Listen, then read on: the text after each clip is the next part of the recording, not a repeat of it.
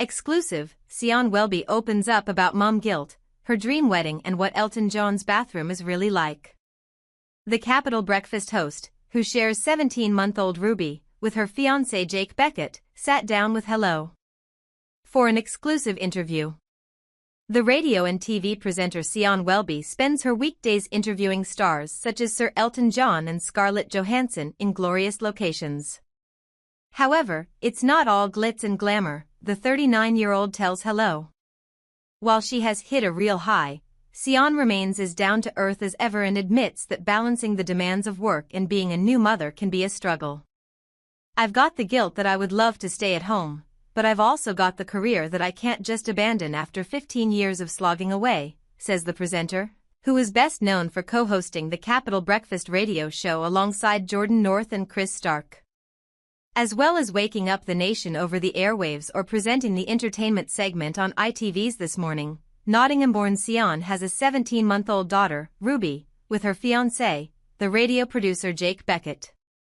The TV star, who got engaged in August 2023, is hoping to return to her countryside roots for her wedding.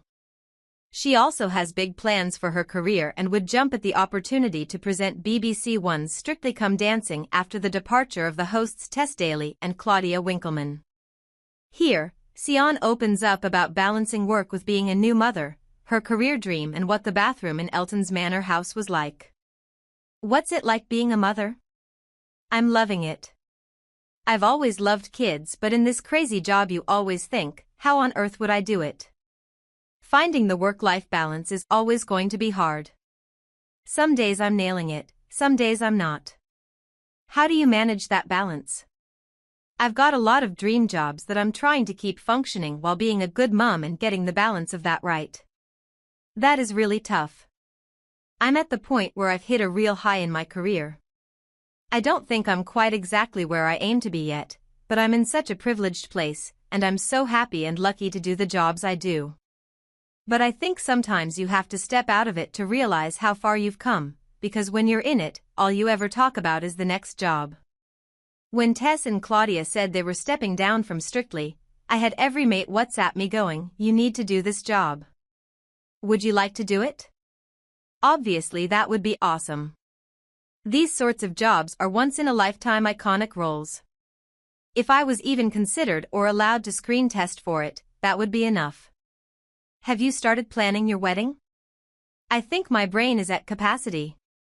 I'm just about functioning and being able to talk on the radio, do a little bit of telly, be a mom and get enough sleep, and I don't know where I'd start.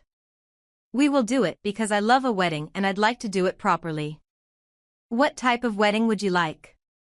Part of me, and I think Jake as well, would love to go abroad, but it wouldn't work practically. A lot of my side of the family are quite old or a little bit fragile, and you do want your family there. I'd probably go back to those country roots and do a big barn.